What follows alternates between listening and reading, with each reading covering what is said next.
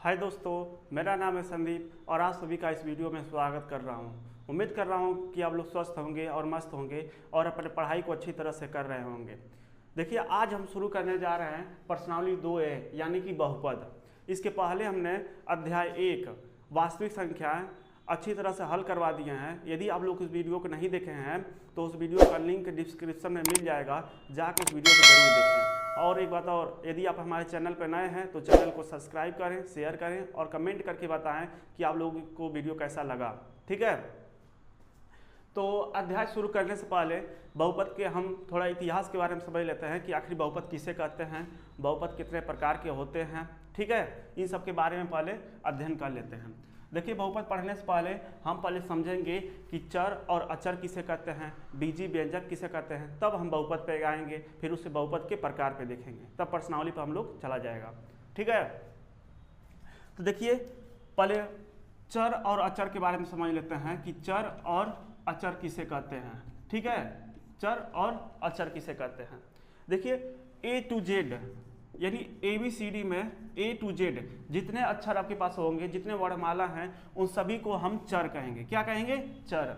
यानी ABCD जितने alphabet हैं आपके पास, जितने अंग्रेजी वर्णमाला के अक्षर हैं, वो सभी आपके पास क्या कहलाएंगे?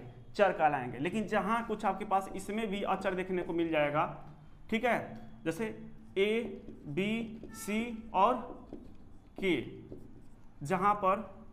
जहाँ एक अचर हैं।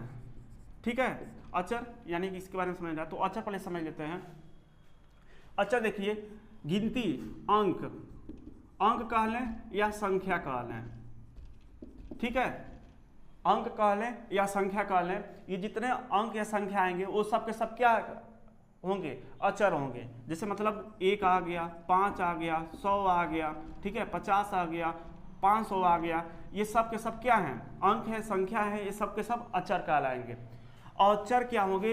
अंग्रेजी वर्णमाला के जितने अक्षर हैं वो सब के सब क्या कहेंगे? चर होंगे। लेकिन चर में भी कहीं कहीं आपको अचर देखने को मिलता है, A, B, C और K, ये अचर देखने को मिलेगा, लेकिन वहाँ पर लिखा रहेगा जहाँ एक अचर है, यानी इसमें कोई एक लिखा रहेगा जहाँ एक अचर है, वहाँ बता दिया जाएगा कि यह अचर है कि चर है। तो उम्मीद करते हैं ये समझ में आया चर और अचर क्या है। फिर से एक बार समझ लीजिए, अंग्रेजी वर्णमाला के जितने अक्षर होते हैं वो सब के सब चर हैं। जैसे यक्स हो गया, वाई हो गया, ठीक है, यक्स हो गया, वाई हो गया, जेड हो गया, पी हो गया, क्यू हो गया, ये सब के सब क्या है? चर है।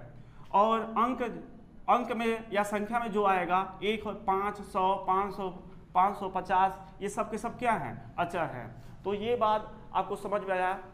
ठीक है, उम्मीद कर रहे हैं कि आप समझ चुके हैं। अब देखिए, चर और अचर को आपस में क्या किया जाए? जोड़ दिया जाए, घटा दिया जाए, गुणा कर दिया जाए, भाग दे दिया जाए, तब उनसे क्या बनता है। ठीक है, जैसे मतलब मान लीजिए आपके पास चर है, ठीक है, और दूसरा आपके पास अचर है। ठीक है, आपके पास चर है और अचर है, इसको जोड़ दें, घटा दें, गुणा कर दें, भाग दे दें, तो इनसे कुछ न कुछ बनेगा। उसे हम क्या कहेंगे? तो उसे हम कहेंगे बीजी व्यंजक। बीजी व्यंजक, ठीक है ना, बीजी व्यंजक कहेंगे। ठीक है, यानी चर और अचर को आपस में जोड़ दिया जाए, घटा दिया जाए, गुणा कर दिया जाए, भाग दे दिया जाए, तो इनसे पद जो होते हैं उसे हम बीजी व्यंजक कहते हैं। ठीक है, उदाहरण के तौर पर देख लिया जाए। उदाहरण के तौर पर जैसे कि मान लीजिए आपके पास यक्स है, आपके पास यक्स है और यहाँ पर 2 है, इन दोनों को हम गुणा कर दे रहे हैं, तो गुणा करने पर कितना आएगा? 2 यक्स आएगा। 2 यक्स आपका क्या होगा? एक बीजी व्यंजक कहलाएगा। ठीक है, देखिए इसमें 2 अचर है और यक्स क्या आपके पास? चर है, क्योंकि 2 अंक में रखा गया है और यक्स कहाँ से आया है? चर से आया है। तो अचर और चर को हमने क्या किया? गुणा किया, तो ये आपके पास कहलाएगा बीजी व्यंजक। क्या कहलाएगा? बीजी व्यंजक। जैसे मतलब यक्स है और यहाँ पर 3 है, इनको जोड़ दिया जाए तो ये भी आपके पास क्या है? बीजी व्यंजक है, बीजी व्यंजक। ठीक है, यक्स है, -3 कर दिया जाए तो ये भी आपके पास क्या है? बीजी व्यंजक कहलाएगा। यक्स है, इसमें 2 से हम भाग दे दें तो ये भी आपके पास क्या है? बीजी व्यंजक है। तो उम्मीद करते हैं ये भी आपको समझ में आया। तो एक बार और समझते हैं आखिर ये क्या है। देखिए, हमने शुरू किया चर से। चर क्या है, A to Z, अंग्रेजी वर्णमाला के जितने अक्षर, कितने अक्षर हैं इसमें A to Z में, 26 अक्षर हैं, ठीक है। तो ये 26 अक्षर आपके पास क्या कहलाएंगे, चर कहलाएंगे। लेकिन चर में भी आपके पास कहीं कहीं आपको अक्षर देखने को मिलता है, जहां A B C जनरली अक्षर में रखे जाते हैं और K, लेकिन वहां पर लिखा रहेगा कि ये सब अक्षर है, और नहीं लिखा रहेगा तो उसमें किस में रखा जाएगा, चर में रखा जाएगा। अक्षर क्या है, अंक, संख्या, अंक कहले संख्या, जितने अंक आते हैं, संख्या आते हैं जिनसे हम गिनती करते हैं, वो सब के सब क्या है, अक्षर है, ठीक है। उदाहरण के तौर पर 1, 5, 100, 50, 500, ये सब के सब अक्षर हैं। उसके बाद हमने कहा कि अगर मान लीजिए आपके पास चर है और दूसरा आपके पास अक्षर है, ठीक है, इनको जोड़ दिया जाए, घटा दिया जाए, गुणा कर दिया जाए, भाग दे दिया जाए, तो इनसे कुछ ना कुछ बनेगा कि नहीं बनेगा। वो जो बनेगा वो उसे हम क्या कहेंगे, बीजीय व्यंजक कहेंगे। क्या कहेंगे, बीजीय व्यंजक। उदाहरण के तौर पे हमने बताया कि जैसे मान लीजिए आपके पास यक्ष है, यक्ष एक चर है और दूसरा आपके पास क्या है, दो एक अचर है। तो यक्ष और 2 को हमने क्या किया, गुणा करा दिया, तो ये क्या मिल गया, 2 यक्ष मिल गया। तो 2 यक्ष जो है तो इसका कुछ ना कुछ नाम होगा कि नहीं होगा, इसको हम कहेंगे बीजीय व्यंजक। क्या कहेंगे, बीजीय व्यंजक, ठीक है। जैसे यक्ष है और यहाँ पर 3 है, इनको हमने क्या किया, जोड़ दिया। यक्ष आपका चर है और 3 क्या है, अचर है, इनको जोड़ दिया तो ये भी आपके पास क्या है, एक बीजीय व्यंजक है। यक्ष है, 3 है, इनको घटा दिया तो ये भी आपके पास क्या है, एक बीजीय व्यंजक है। यक्ष है, हमने 2 से भाग दे दिया तो ये भी आपके पास क्या है, एक बीजीय व्यंजक है, ठीक है। तो ये सब बीजीय व्यंजक है। बात समझ में आया कि नहीं, कमेंट करके बताइएगा कि आप लोग को समझ में आ रहा है कि नहीं। तो बीजीय व्यंजक की अगर परिभाषा देखा जाए, बीजीय व्यंजक, व्यंजक की परिभाषा देखा जाए तो इसकी परिभाषा क्या होगा, लिखेंगे जब चर तथा अचर को जोड़, घटा व गुणा तथा भाग देने पर जो पद प्राप्त होते हैं, पद प्राप्त होते हैं, उन्हें हम बीजीय व्यंजक कहते हैं, बीजीय व्यंजक कहते हैं। उदाहरण हमने बता दिया है, लेकिन फिर से बता दे रहे हैं। उदाहरण क्या है, जैसे मतलब आपने क्या किया, यक्ष रख लिया और 2 इनको आपने जोड़ दिया, तो क्या यही आपके पास क्या है, बीजीय व्यंजक है, ठीक है। आपने यक्ष में 2 से भाग दे दिया तो ये भी आपके पास क्या है, बीजीय व्यंजक है, ठीक है। यानी कि चर और अचर को आपस में क्या किया जाए, जोड़ दिया जाए, घटा दिया जाए, वह गुणा कर दिया जाए या भाग दे दिया जाए, तो जो पद प्राप्त होगा वही आपके पास क्या है, बीजीय व्यंजक है। तो उम्मीद कर रहे हैं कि ये आपका पूरा समझ में आया। अब देखिए क्या होता है, बहुपद क्या है, बहुपद बीजीय व्यंजक से ही निकलते हैं। बहुपद कहाँ से निकला हुआ है, बीजीय व्यंजक से ही निकला हुआ है। जैसे मतलब कि आप लोग 10th में हैं तो 10th में एक पेपर होगा जिसे हम बोर्ड पेपर कहते हैं, ठीक है। अगर उस पेपर को जो पास करेगा वह 11 में जाएगा, उस पेपर में जो फेल हो जाएगा वो कहाँ रहेगा, 10 में ही रहेगा, ठीक है ना, 10th में ही रहेगा। बस समझे कि नहीं।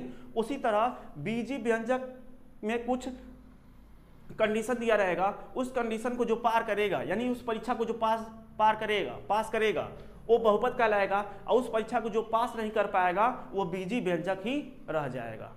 बात समझ में नहीं, समझने वाली बात है कि जिस तरह आपको पेपर कराया जाता है बोर्ड का पेपर, तो आप 11 में चले जाते हैं, उसी तरह बीजीय व्यंजक में 2-3 पेपर करा लिया जाएगा। बात समझिएगा, 2-3 पेपर करा लिया जाएगा, यानी 2-3 कंडीशन दिया रहेगा, उस कंडीशन को जो पार करेगा, पार यानी पास जो करेगा वही आपके पास क्या होगा, बहुपद होगा, और उस कंडीशन को जो पास नहीं करेगा वो आपके पास बीजीय व्यंजक निकल जाएगा। तो अगर हम डायरेक्ट आपको बहुपद लेकर जाते तो ये इतिहास आपका छूट जाता। हमें सिर्फ पास नहीं होना, हमें उस चीज को जानना है, महसूस करना है कि आखिर मैथ क्या है, ठीक है ना। तो हमने चर और अचर से शुरू किया, बीजीय व्यंजक और बहुपद पे क्या किया, खत्म किया। तो अब इसका स्क्रीनशॉट लीजिए और चलते हैं अपने बहुपद पर, ठीक है।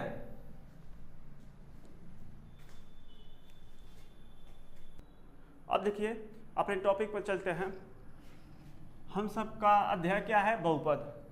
बहुपद के बारे में पढ़ते हैं कि बहुपद किसे कहते हैं। बहुपद, ठीक है ना, पॉलिनोमियल।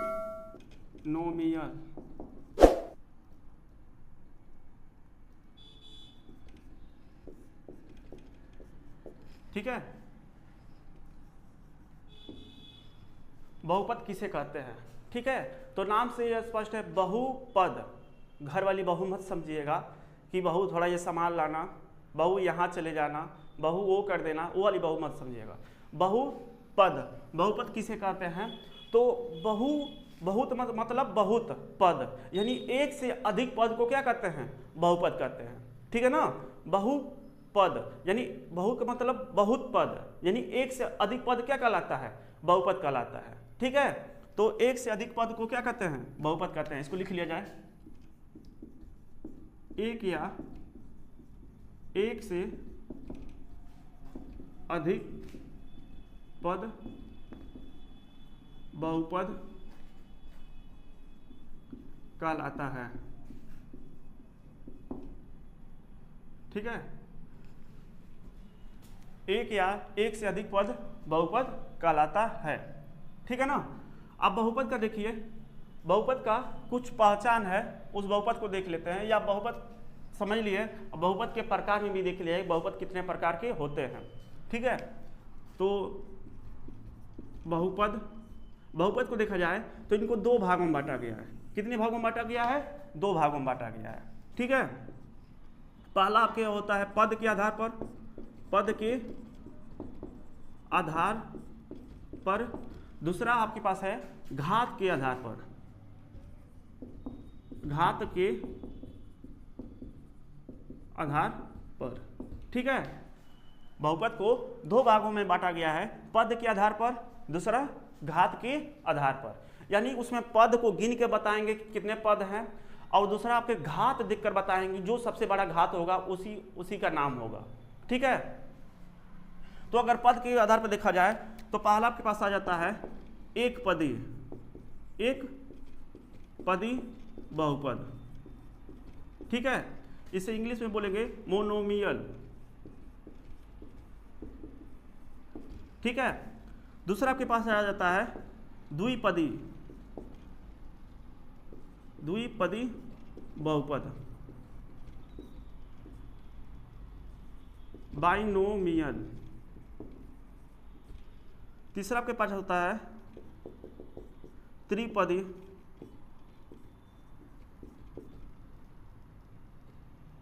बहुपद, ट्राइनोमियल। ठीक है, इस तरह चतुर्थ पदी, पंचम पदी बहुपद। ठीक है ना, इस बात को ध्यान दीजिएगा। अब उदाहरण देख लिया जाता है, तब चला जाएगा घात के आधार पर। एक पदी किसे कहेंगे? वह बहुपद जिसमें अधिकतम एक पद होता है, उसे एक पदी बहुपद कहते हैं। ठीक है, तो एक पदी बहुपद का उदाहरण देख लिया जाए, जैसे मतलब दो यक्ष, इसमें क्या है? केवल और केवल एक ही पद है। पद को कौन विभाजित करेगा? प्लस या माइनस। प्लस माइनस ही पद को विभाजित करेंगे, पद को अलग करेंगे, बाकी गुणा या भाग पद को अलग नहीं करेगा। इस बात को ध्यान दीजिएगा। तीन यक्ष, ठीक है ना, यक्ष स्क्वायर, ये सब के सब क्या हैं? एक पदी बहुपद हैं। क्या है? एक पदी बहुपद है। इधर को ध्यान दीजिएगा, एक पदी, मैं यहाँ लिख रहा हूं एक पदी बहुपद। ठीक है, दूसरा आपके पास है द्विपदी बहुपद। द्विपदी बहुपद मतलब दो, अधिकतम दो पद हो सकते हैं, उसे द्विपदी बहुपद कहेंगे। जैसे मतलब यक्ष प्लस 2, हमने कहा ना कि पद को कौन विभाजित करेगा? प्लस या माइनस। गुणा भाग पद को विभाजित नहीं करता, पद को अलग नहीं करता, इस बात को ध्यान दीजिएगा। तो एक पद यहाँ से गिनिए, एक पद और दो पद, क्योंकि प्लस विभाजित अलग अलग कर रहे हैं ना, तो एक पद दो पद, तो द्विपद हो गया। ठीक है, यक्ष स्क्वायर माइनस 2, ये भी क्या हो गया? द्विपद हो गया। एक पद दो पद, यक्ष स्क्वायर प्लस 5, ये भी क्या हो गया? दो पद हो गया। एक पद दो पद। ठीक है, एक और 3 यक्ष स्क्वायर माइनस 7, ये भी क्या हो गया? द्विपद हो गया। 3 यक्ष स्क्वायर माइनस 7, ये क्या हो गया? द्विपद हो गया। एक पद दो पद, गिनिए 1 2 दो पद, एक दो, दो पद, एक दो, द्विपद, एक दो, द्विपद, तो ये आपके कहलाएंगे द्विपदी बहुपद, द्विपदी बहुपद। ठीक है, समझ में आता ना, कोनो दिक्कत नहीं ना बा? अगर कोनो दिक्कत हो कमेंट करके बताइए। ठीक बा बाबू। तीसरा देखो, तीसरा क्या है? त्रिपदी बहुपद। त्रिपदी बहुपद किसे कहते हैं? तो ध्यान दीजिए, जिसमें तीन पद होते हैं, अधिकतम तीन पद हो, उसे हम त्रिपदी बहुपद कहेंगे। जैसे मतलब x² प्लस 2x प्लस 5, इसमें कितने पद हैं? देखो प्लस माइनस अलग करेंगे इसको, तो 1 2 3, तीन पद अधिकतम बार, ये त्रिपदी बहुपद कहलाई। x² minus 3x minus plus 2, अब यहाँ पर 1 2 3, तीन पद बना, तो ये तीन पदी बहुपद कहलाई। ठीक है, यहाँ पर x² प्लस 7x माइनस 1, इसमें कितना पद बा? 1 2 3, तो त्रिपदी बहुपद कहलाई, त्रिपदी बहुपद। ठीक बा, देख लो। अब समझते हैं घात के आधार पर, कि हम घात देखकर बताते हैं कि कौन सा पद, कौन सा पदी बहुपद होगा। तो पहला आपके पास हो जाता है इसमें रैखिक बहुपद, रैखिक बहुपद, रैखिक बहुपद। ठीक है, जिसे हम बोलते हैं लीनियर पॉलिनोमियल, लीनियर पॉलिनोमियल, रैखिक बहुपद। दूसरा आपके पास हो जाता है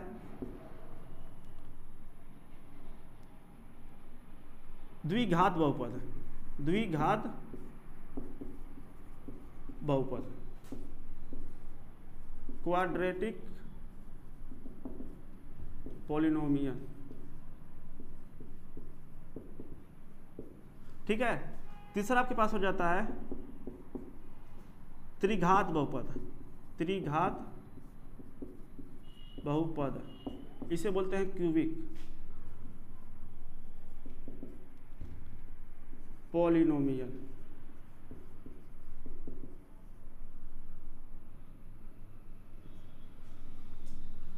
ठीक है, घात के आधार पर देखा जाए तो इसके रैखिक बहुपद, द्विघात बहुपद, त्रिघात बहुपद, चतुर्थ घात बहुपद, ठीक है, पंचम घात बहुपद, ऐसे घात बढ़ता चला जाता है। जितने घात का होगा उतना ही उसका नाम होगा। 4 घात का है अधिकतम तो चतुर्थ घात बहुपद, 5 घात का है तो पंचम घात बहुपद। ठीक है, इसी तरह पद जितना होगा, पद गिन के हम बताएंगे कि कितने घात का और कितने पद का बहुपद है। ठीक है, अगर इसके उदाहरण की बात किया जाए, उदाहरण की बात किया जाए, पहला रैखिक बहुपद। देखिए, रैखिक बहुपद वह बहुपद जिसका घात अधिकतम 1 हो, उसे हम बोलते हैं रैखिक बहुपद। वह बहुपद जिसका अधिकतम घात कितना हो? 1 हो। एक घात वाला मत बोलिएगा, एक घात का न बोलकर हम इसे क्या बोलते हैं? रैखिक बहुपद बोलते हैं। ठीक है ना, एक घात का ना बोले, आप बोले रैखिक बहुपद। वह बहुपद जिसका अधिकतम घात 1 होता है उसे हम रैखिक बहुपद बोलते हैं। जैसे मतलब 2x, ठीक है, 2x, इसमें जो चर का घात देखा जाता है, चर का घात, जो चर है, ठीक है ना, जो चर है उसका अधिकतम घात क्या है? 1। जनरली उस पर एक घात छुपा रहता है लेकिन दिखाया नहीं जाता है। ठीक है ना, इस पर एक घात छुपा हुआ है, तो ये अधिकतम एक घात का, अगर उस पर कोई घात नहीं है तो उस पर एक घात मान लिया जाता है कि उस पर एक घात है। जैसे 3x, तो इस पर कितना है? एक घात है, अधिकतम एक घात है। 2x प्लस 5, ठीक है, तो इस पर अधिकतम घात कितना है?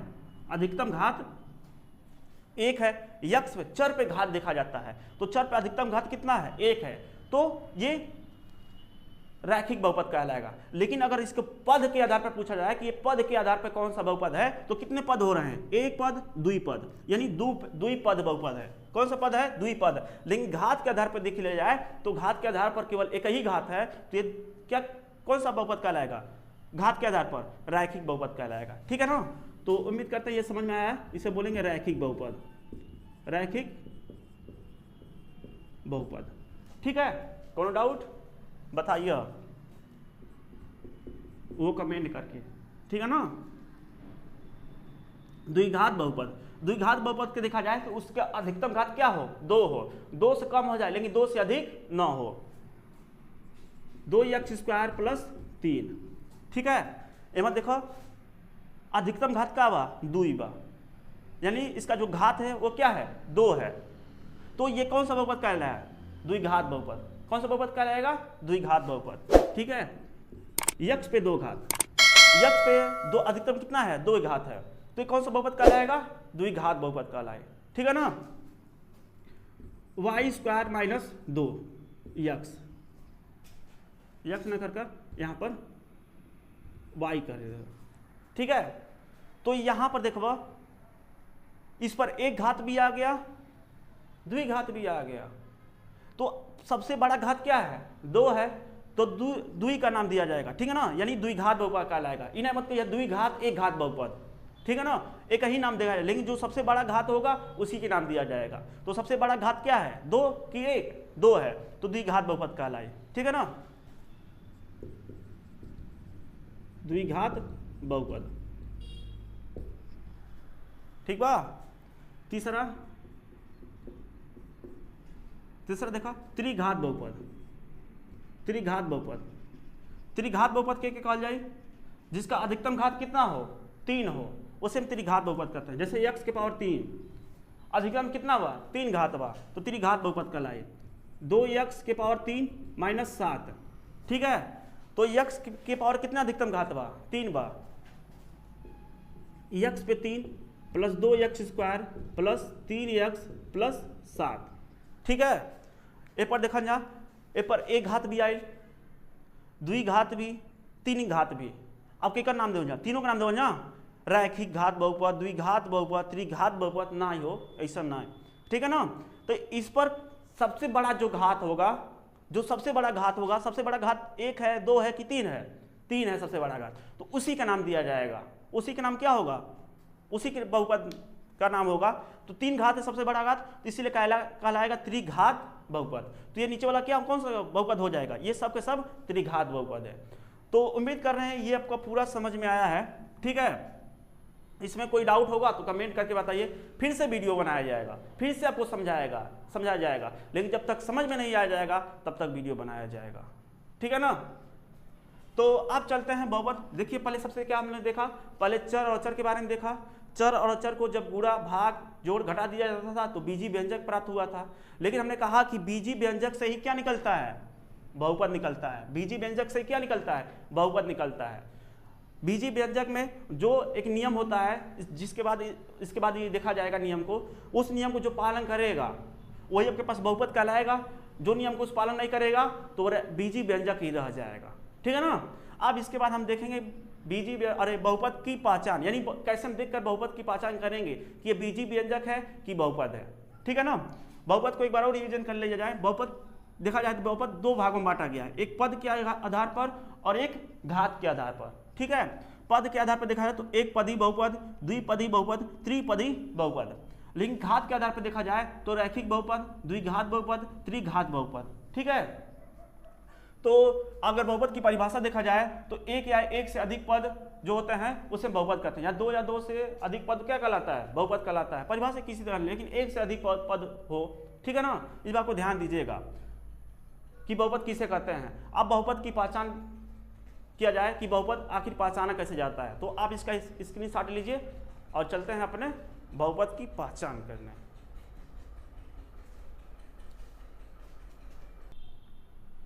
अब देखिए हम सब बहुपद की पहचान करें कि बहुपद कौन सा बहुपद है, कौन सा बहुपद नहीं है।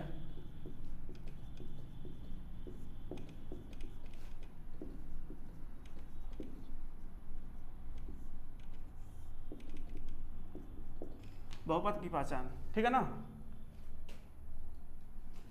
तो अगर इसकी परिभाषा लिखा जाए, ऐसे बीजीय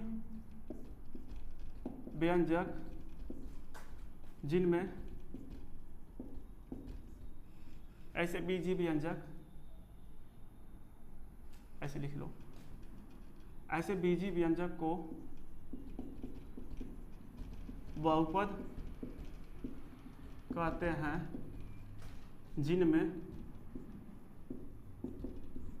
जिनमें पहला चर राशि का घातांक एक धनात्मक पूर्णांक होना चाहिए, पूर्णांक होना चाहिए। ठीक है ना, यानी कि चर राशि का घातांक एक धनात्मक पूर्णांक होना चाहिए। दूसरा आपके पास है पदों की संख्या निश्चित होना चाहिए, निश्चित होना चाहिए। ठीक है, पदों की संख्या निश्चित होना चाहिए। तीसरा है चर राशि का गुणांक एक वास्तविक संख्या होना चाहिए, वास्तविक संख्या होना चाहिए, संख्या होना चाहिए। ठीक है, चर राशि का गुणांक एक वास्तविक संख्या होना चाहिए। देखिए बहुपद की पहचान, ऐसे बीजीय व्यंजक को बहुपद कहते हैं जिनमें पहला चर राशि का घातांक, जो चर राशि का घात होगा वह एक धनात्मक पूर्णांक होना चाहिए। धनात्मक पूर्णांक हमने इसके पहले लेक्चर में धनात्मक पूर्णांक के बारे में बताया है। यदि आप सब उस वीडियो को नहीं देखें तो उस वीडियो को जरूर जाके देखें। ठीक है, यहाँ पर देखा जाए धनात्मक पूर्णांक होना चाहिए। ठीक है, पदों की संख्या निश्चित होना चाहिए, निश्चित होना चाहिए। पदों की संख्या क्या होनी चाहिए? निश्चित होना चाहिए। चर राशि का गुणांक एक वास्तविक संख्या होना चाहिए। पहला चैप्टर हम लोग वास्तविक संख्या पढ़ के आए हैं, लेक्चर 1 जाके जरूर आप सब देखें। ठीक है ना, संख्या के बारे में एकदम डिटेल से पता करना चाहते हैं, एकदम सरल भाषा में वहां पर हमने समझाया है। वास्तविक संख्या होना चाहिए। ठीक है, ये 3 पॉइंट है बहुपद की पहचान करने के लिए। इन तीनों नियम का पालन जो करेगा वो बहुपद कहलाएगा, अन्यथा वो बहुपद नहीं होगा। ऐसा नहीं है कि पहला नियम पालन किया, दूसरा तीसरा नियम पालन नहीं कर रहा है, तभी वो बहुपद नहीं होगा। नियम का पालन करना है तो तीनों को पालन करना है, तीनों सही होना चाहिए, तभी बहुपद होगा, अन्यथा बहुपद नहीं होगा। ऐसा नहीं कि 3 में से 2 पालन किया, 2 पास कर गया, 1 फेल कर गया, तभी बहुपद नहीं होगा। नियम को तीनों पालन करना है, तीनों पास करना है। ठीक है ना, पेपर में जितना पेपर होता है समय पास होना चाहिए ना। अगर 1-2 समय में फेल हो जाएंगे तो फेल है। इसी तरह इसमें भी तीनों नियम का पालन करना पड़ेगा, नहीं तो बहुपद नहीं होगा। अगर इसके उदाहरण की बात किया जाए, उदाहरण देखा, जैसे मतलब इसमें पहचान करना है कि कौन सा बहुपद है, कौन सा बहुपद नहीं है। 2x² + 3x + 5। ठीक है, ये पहला उदाहरण है। दूसरा उदाहरण x + 1/x, यहाँ स्क्वायर कर दूंगा। तीसरा है 2x पे 3 घात + 2x + 5 स्क्वायर 5, या डॉट करके छोड़ दूंगा। ठीक है, तीसरा और चौथा है आपके पास x + 5। ठीक है, पांचवा एक और उदाहरण ले लेते हैं। 2x² या यहाँ पर क्यू कर लिया जाए, q + 2x की पावर -2। ठीक है, यहाँ पर 5 करेंगे। ठीक बा, तो ये उदाहरण कुछ है, इससे काफी आपको ये समझ में आ जाएगा कि आखिर पॉइंट में क्या है। ठीक है ना, तो पहला नियम को देखा जाए, चर राशि का घातांक एक धनात्मक पूर्णांक होना चाहिए। हम इधर बता दे रहे हैं पूर्णांक के बारे में। देखिए पूर्णांक जो होता है 2 प्रकार के होते हैं, 2 तरह के। ठीक है ना, या पूर्णांक में देखा जाए तो 3 प्रकार के। जैसे जीरो के दाईं तरफ जाएंगे तो जीरो के दाईं तरफ धनात्मक होते हैं, किस में होते हैं? प्लस में होता है, और ये प्लस अनंत तक चलता चला जाता है। जीरो के बाईं तरफ आएंगे तो माइनस में आएंगे, किस में आएंगे? माइनस में आएंगे। ठीक है, और ये भी अनंत तक, माइनस अनंत तक चलता चला जाता है। तो यहाँ पूर्णांक की बात किया जाए, जीरो के दाईं तरफ जो होता है यही आपके पास होता है धनात्मक पूर्णांक। क्या होता है? धनात्मक पूर्णांक होता है। और जीरो के बाईं तरफ जो होता है ये आपके पास होता है ऋणात्मक पूर्णांक। ऋणात्मक पूर्णांक, ठीक बा। और यहाँ पर जो है जीरो जो है, जीरो इसे बोलते हैं उदासीन पूर्णांक, उदासीन पूर्णांक, क्योंकि जीरो के पास न प्लस है न ही माइनस है। समझ रहे हैं बात को? जीरो के दाईं तरफ जो होता है, देखिए ये प्लस में है ना, तो इसलिए धनात्मक पूर्णांक कहेंगे, और जीरो के बाईं तरफ जो है माइनस में है, इसलिए इसकी ऋणात्मक पूर्णांक कहेंगे। और प्लस के सामने देखिए क्या हमने प्लस माइनस का चिन्ह लगाया है? नहीं, तो इसे हम बोलेंगे उदासीन पूर्णांक। क्या बोलेंगे? उदासीन पूर्णांक बोलेंगे। और देखिए जो धनात्मक पूर्णांक है, क्या ये बट्टे में है? बट्टे में नहीं है। क्या ये दशमलव में है? नहीं। एक प्राकृतिक संख्या कह सकते हैं। ये प्राकृतिक, देखिए जैसे गिनती गिनते हैं, गिनती 1 2 3 4 5 6 7 8 9 10 ऐसे गिनते चले जाते हैं, उस अंक में है, धनात्मक पूर्णांक में है, ठीक है ना। ऐसा नहीं गिनती में 1/5 4/6 ऐसा नहीं गिना जा रहा है, एक संख्या में गिना जा रहा है। 1 2 3 4 5 इस संख्या में होना चाहिए, जो घात होना चाहिए वो एक संख्या में होना चाहिए। तो पहला देखिए, पहला 2 यक्स, यानी जो चर है, इस पर जो चर है उसका जो चर है वो घात जो है वो पूर्णांक, धनात्मक पूर्णांक है कि नहीं? 2 एक पूर्णांक है, 2 इधर भी है 2 इधर भी है, लेकिन कौन सा पूर्णांक है भाई?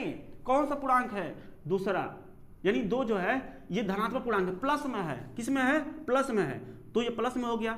फिर ये भी जो घात है, ये घात किस में है? प्लस में है। एक घात है, ये भी प्लस में है, +5। यानी कि पहला नियम पालन कर गया कि चर राशि का जो घात है वो प्लस में है भाई, चलो ठीक है, ये प्लस में है, ठीक है ना, कोई डाउट न? बट्टे में है, सिर्फ धनात्मक पूर्णांक है। दूसरा, पदों की संख्या निश्चित है। क्या इसको आप गिन के बता सकते हैं कि इसमें कुल कितने पद है? 1 पद, 2 पद और 3 पद। आप गिन के बता दिए, वाह वेरी गुड, 7 करोड़। इसमें आपने क्या किया?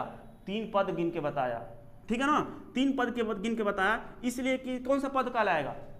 त्रिपदी बहुपद, ठीक है ना। तो इसमें 3 पद, दूसरा नियम में पालन करके गिन के बता दिया, निश्चित है ना। उसके बाद कहा गया चर राशि का गुणांक एक वास्तविक संख्या होना चाहिए। देखिए हमने वास्तविक संख्या के बारे में बताया था, और संख्या 2 तरह का बताया था, एक वास्तविक संख्या और एक काल्पनिक संख्या के बारे में बताया था, ठीक है। तो वास्तविक संख्या के बारे में बताया था, और काल्पनिक संख्या क्या होता है? जितनी भी संख्याएं होती हैं अंडर रूट में क्या हो? माइनस में हो, ठीक है ना, वो आपके पास काल्पनिक संख्या होती है। तो इस रूप का होगा तो वो भी एक बहुपद नहीं होगा। अगर इस रूप का हुआ तो अब वो आपके पास क्या है? बहुपद है, ठीक है ना।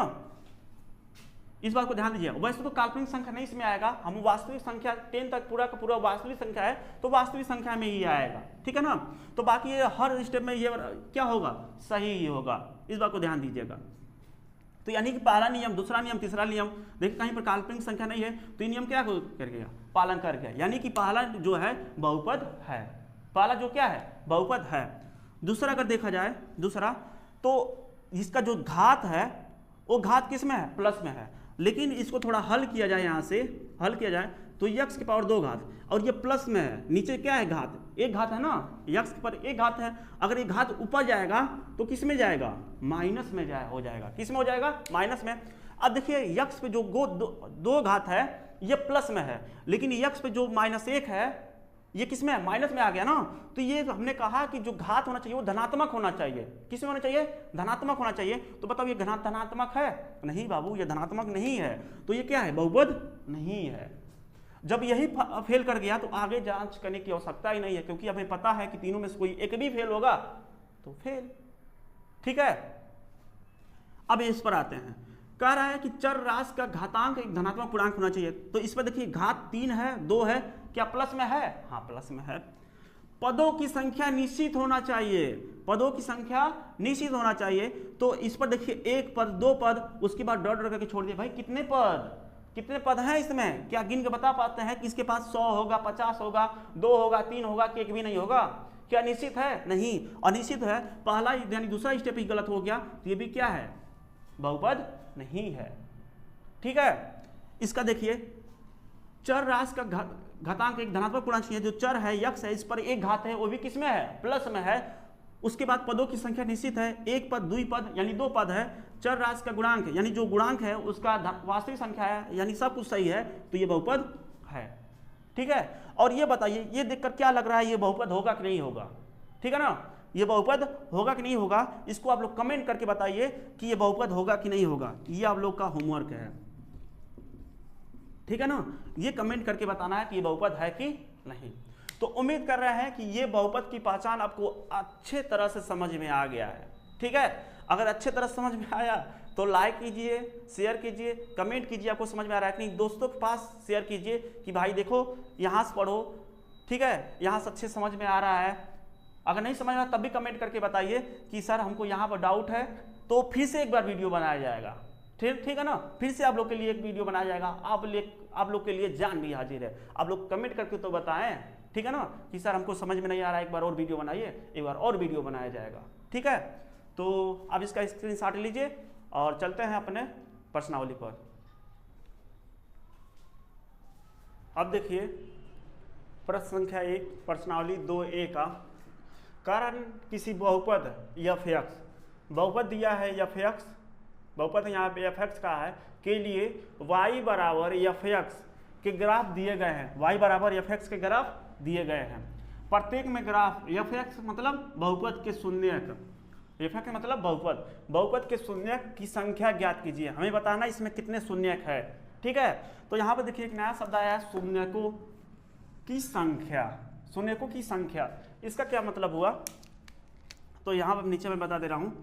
ठीक है, तो ध्यान दीजिए, शून्यकों की संख्या, शून्यकों की संख्या। ठीक है, शून्यकों की संख्या की बात किया जाए, ध्यान दीजिए, जैसे मतलब मान लीजिए कि x + 7 आपके पास क्या है, एक बहुपद है। x + 7 आपके पास क्या है, एक बहुपद है। इसके शून्यक ज्ञात करना है कि इसके शून्यक कितना आई। ठीक है, तो जब भी शून्यक निकाला जाला, यानी इस बहुपद के जब भी शून्यक हम ज्ञात करेंगे तो पूरे बहुपद को क्या करेंगे, 0 के बराबर रख देंगे। पूरे बहुपद को हम क्या करेंगे, 0 के बराबर रख देंगे और यहाँ से x का मान निकाल देंगे। तो x का जितना मान आएगा उतने ही उसके क्या होंगे, शून्यक होंगे। ठीक है ना, तो x + 7 एक बहुपद था, इस बहुपद का शून्यक हमें बताना है। तो बहुपद शून्यक निकालने के लिए पूरे बहुपद के बराबर हमने क्या रख दिया, 0 रख दिया। अब यहाँ से x का मान निकाला, x का मान ये प्लस में है अंक, ये 7 प्लस में, बराबर को उधर भेजवा तो कहाँ चल जाइए, माइनस में चल जाइए, यानी x के यही क्या है, इस बहुपद का शून्यक है। ठीक है, फिर जब इस बहुपद का मान x बराबर 7 मिलल बा, फिर बहुपद में x का मान रखबा पूरा का आ जाए, 0 आ जाए।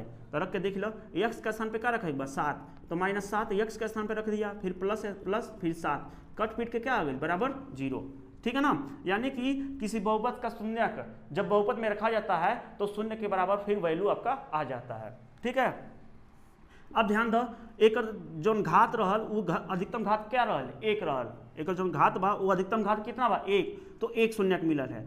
तो इसे समझ में आवता है कि किसी बहुपद के जितने अधिकतम घात होते हैं उसके उतने ही क्या होते हैं, शून्यक होते हैं। इस बात को ध्यान दीजिए।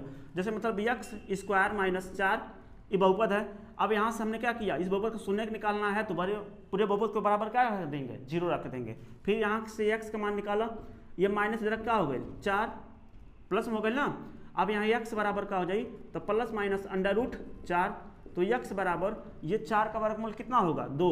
इसके सामने क्या है, प्लस माइनस, इसका मतलब x का मान क्या हो गई, एक प्लस में आयल एक माइनस में आयल। ये ध्यान दो, ये 2, यानी कि इस बहुपद के अधिकतम दो घात थे, इसलिए बहुपद के कितने शून्यक है, 2 शून्यक है। तो इससे समझ में आता है किसी बहुपद के जितने शून्यक होते हैं उसके उतने ही, किसी बहुपद के जितने घात होते हैं उसके उतने ही क्या होते हैं, शून्यक होते हैं। अगर बहुपद का 1 घात रहल तो 1 शून्यक मिलल है, बहुपद के 2 घात रहल तो बहुपद के 2 शून्यक मिलल है।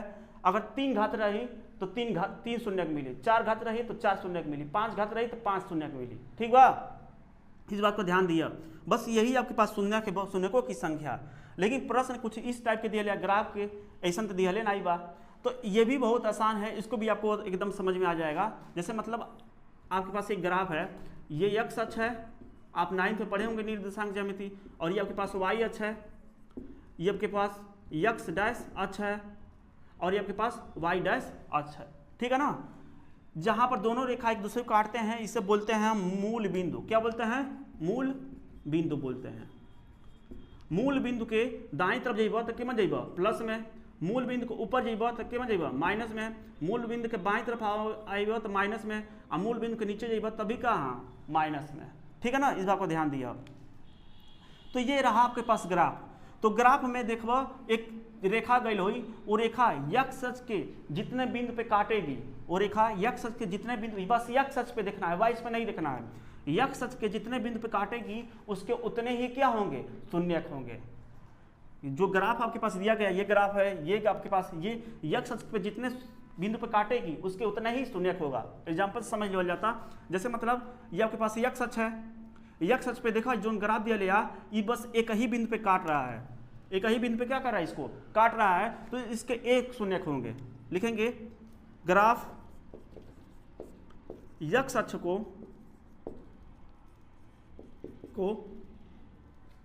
ग्राफ x अक्ष को एक बिंदु पर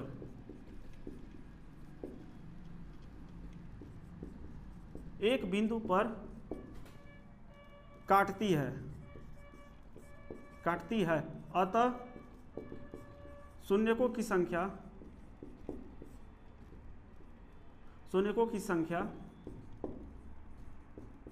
एक होगी। शून्यकों की संख्या क्या होगी, एक होगी।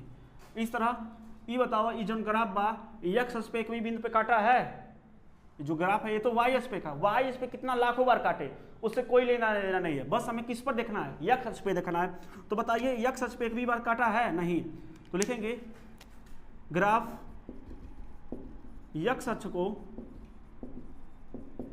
एक भी बिंदु पर नहीं काटती है, अतः शून्यकों की संख्या शून्य होगी, ठीक है। शून्यकों की संख्या क्या होगी, शून्य होगी। मत देखा जा।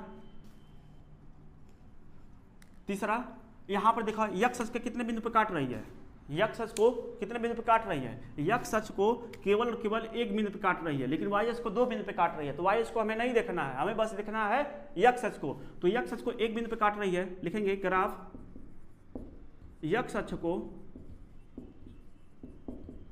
केवल एक बिंदु पर काटती है, अतः शून्यकों की संख्या